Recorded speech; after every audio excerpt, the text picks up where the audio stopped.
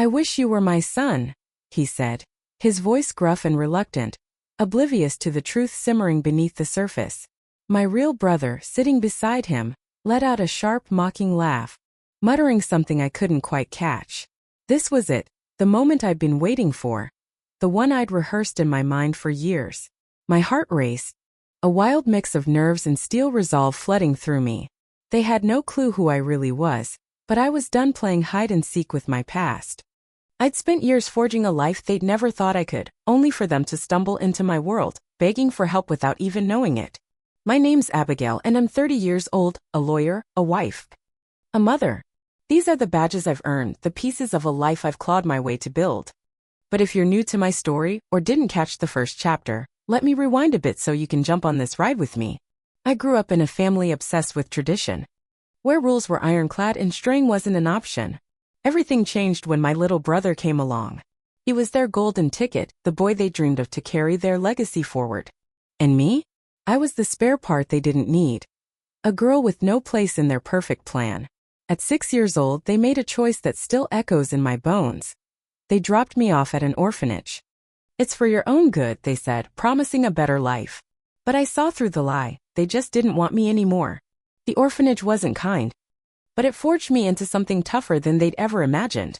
I learned to fend for myself, turning rejection into fuel. School became my battleground. I fought hard, earned scholarships, and clawed my way to law school, graduating with honors. Becoming a lawyer wasn't just a job, it was my rebellion, my way of seizing the reins of a life they tried to throw away. Along the way, I met Ethan, a steady, warm-hearted man who became my rock. We built a family together, and our little girl, bright, fierce, and full of life, shows me every day what real love feels like. She's my heart, the center of a world I created from nothing. But the ghosts of my childhood never quite faded. The question of why they ditched me gnawed at me, no matter how deep I tried to bury it. Curiosity and maybe a hunger for answers led me to dig into their lives years later. What I found stung. They were doing just fine, or so it seemed. My parents and brother had built a shiny empire out of their family business, living the dream I'd been cut out of. It hurt even after all this time. A call to the orphanage confirmed what I'd always suspected. They'd never once looked back for me. Then fate threw me a curveball. Their precious business started tanking, and in a twist of irony, they turned to my firm for help. My boss, clueless about my history, handed me their case. They didn't recognize me, and I didn't let on. I took it not for them, but for me. It was my chance to prove I could rise above their betrayal, to show myself what I was made of. And now here I was, staring down the people who'd once decided I wasn't worth keeping. Still in the dark about who I really was. For now, I'd keep it that way. My focus was saving their company, not for their sake, but for mine. This is my story. A showdown with my past and a testament to the life I've built, one I'm damn proud of. Who do you think you are, questioning me like that? My father barked, his voice cutting through the room like a blade. He leaned back, his steely eyes daring me to push back. I met his stare, calm on the outside, even as my pulse hammered. I'm the one you hired to fix this, I shot back, my tone steady. And if you want me to pull this off, I need the truth, every messy detail about how this company ended up in this hole. That means everyone here has to come clean. The air thickened with tension. My brother, Lucas, let out a smug chuckle, shaking his head. Typical, he muttered. We're supposed to spill our guts to someone who doesn't even get what it takes to run a business like this? My father sighed, pinching the bridge of his nose like he was holding back a storm. This company doesn't need a lecture, it needs results. We've wasted enough time. His words stung, but I'd learned long ago how to keep my cool. Then let me do my job, I said evenly. It's the only shot this company's got. His eyes narrowed, but he waved me on. I flipped open the folder I'd been poring over for hours. Let's start with the lawsuits, I began, all business. You're drowning in them, contract breaches, unpaid bills, and claims of unsafe work sites. The negligence alone could cost you millions. That's not even touching the damage to your name. Lucas huffed, slumping back.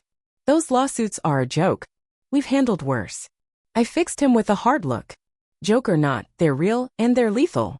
Creditors are itching to haul you into court over those invoices. And the unsafe conditions? One case ties back to a construction site injury. Serious stuff that could have been avoided with basic oversight. If that goes to trial, your reputation's toast. My father shifted, uneasy but silent. I kept going. Your contracts are a train wreck, sloppy, vague, and in some cases, flat out broken. Missed payments, blown deadlines, you've torched trust along with money. What's your big fix then? My father asked, his tone gruff but less biting, a flicker of curiosity breaking through. Emergency surgery, I said. First, settle the worst lawsuits out of court. It'll sting. But it beats bleeding out in a trial. Second, audit every contract and patch the holes. Third, set up airtight rules so this doesn't happen again. You can't survive another hit like that injury claim. Lucas scowled. That's a ton of damage control and cash. It's all you've got left, I replied, unflinching. Do it right and you stop the free fall. Maybe even get a chance to climb back up. That night, after tucking our daughter into bed, I sat at the kitchen table, staring at an untouched mug of tea. Ethan slid into the chair across from me, his warm eyes searching mine. Rough day? He asked softly. I let out a long breath. More than I expected. I knew this case would dig up old wounds, but now I'm wondering if I've gone too far. He leaned in. What do you mean? I hesitated, then spilled it. They don't know who I am, Ethan. My dad, Lucas, they've got no idea the lawyer bailing them out is the kid they dumped. I'm sitting there, acting like it's just another job, but it feels dishonest. He nodded, thoughtful. You're not lying to them, though. You're doing what they hired you for, and honestly, giving them more than they deserve by even taking this on. I know, I said, running a hand through my hair. But am I doing it for them, or just to prove something to myself? To them? Ethan took my hand, his grip steady. You're allowed to feel tangled up about this, Abby. What matters is you're still you, someone who does what's right, even when it's messy. If anyone can handle this, it's you. His words pulled a faint smile from me, though the weight lingered. I just don't want this to swallow me, I murmured. You won't let it, he said firmly. And I've got your back every step. The next morning I walked into the office, still carrying last night's unease. My father and Lucas were due for another meeting, and I braced myself for the usual clash. Sure enough, they rolled in late, squabbling under their breath. My father's face was a mask of stern resolve. Lucas wore his trademark smirk, like he'd already written me off. I kept it professional, laying out the plan. Before we dig in, we've got a fire to put out, I said, flipping open a file. Your biggest lawsuit, a contractor claiming breach of contract, could sink you if it hits trial. My father's expression darkened. That's nonsense. We've dealt with greedy contractors before. With respect, I countered, the evidence isn't on your side. Emails, signed deals, missed payments, it's solid. If you don't settle, you're risking everything, money, reputation, all of it. Lucas rolled his eyes. So we just cave and pay them? I'm saying settle smart, I shot back, meeting his glare. Dragging this out will cost more, way more, than a deal now. My father sighed. Sharp and frustrated. How much is this going to bleed us? I slid a paper across the table. Here's a draft offer, enough to appease them without breaking you. It's not pretty, but it's your best play. Lucas snatched it, sneering. This is insane. They screwed up deadlines too. Lucas, I said, voice level, this isn't about fair, it's about survival. Fighting this could double the damage, and your name's already on shaky ground. My father rubbed his temples, silent for once, maybe actually listening. And the other lawsuits? He asked at last. I took a breath. 3 more. 2 can settle like this, but the injury claim's a beast. If it goes to court, you're looking at a payout that'll gut you, plus a PR nightmare. I'd bring in a mediator. Fast. Lucas scoffed, tossing the paper down. You're acting like we're one step from the grave. Because you are, I said bluntly, holding his stare. Ignore this. And there's nothing left to save. That night, cradling my daughter as her tiny hand clutched my finger, memories of the orphanage crashed over me. Those cold walls, the way I'd hug my blanket tight. Pretending it was my mom holding me. But she never came back. She'd left me there, her eyes dodging mine as she whispered empty promises. This is for the best, she'd said, voice shaking. My father. He didn't even show up, left her to do the dirty work while he hid behind his ego. I could still see her walking away, my sobs bouncing off the hallway as the door slammed shut. I looked at my daughter, her soft breaths pulling me back. I'd never let her feel that, unwanted, invisible. She was my everything, and I'd fight to make sure she always knew it. Over the next few weeks, something shifted. My father's edge dulled when he spoke to me. He listened, really listened, sometimes nodding at my ideas. It wasn't much, but it was new. Meanwhile, he started snapping at Lucas more, cutting him off when he mouthed off or glaring him into silence. Once during a tense talk about contracts, he exploded. "If you paid attention from the start, we wouldn't be here," he barked at Lucas. I kept quiet, watching their perfect little alliance crack. It was odd, almost eerie, seeing him lean on me while Lucas floundered. I stayed focused. Head down, doing the job. That was enough for now. At the next meeting, my father was different, almost human. He nodded hello, even flashed a small smile, something I'd never seen aim my way. When I ran through the lawsuit updates, he didn't interrupt. "Smart move," he said once, catching me off guard. I mumbled a thanks, scribbling notes to hide the jolt his words sent through me. Then he got personal. "You're sharp," he mused, almost to himself, as I pitched the mediation plan. "Methodical. Reminds me of someone." I glanced up, wary. He sighed, leaning back. "My wife. She could cut through the chaos, find the way forward. She passed last year. She'd have liked you." His words slammed into me. My mother, the one who'd abandoned me, who'd broken every vow she'd made, was gone. I'd never get to face her, ask her why. The room spun for a second, grief and rage tangling inside me. I wanted to scream the truth right there, but I swallowed it, forcing a tight nod. "Thank you," I said, voice steady despite the storm. That night, while Ethan tucked our daughter in, I sat on the couch, staring blankly at the TV. He came in with 2 mugs of tea, setting one down before settling beside me. "You're quiet," he said gently. "What's up?" I sighed, clutching the mug. "My dad brought up my mom today. Said I remind him of her, that she'd have liked me." Ethan's brow lifted. "How'd that hit you?"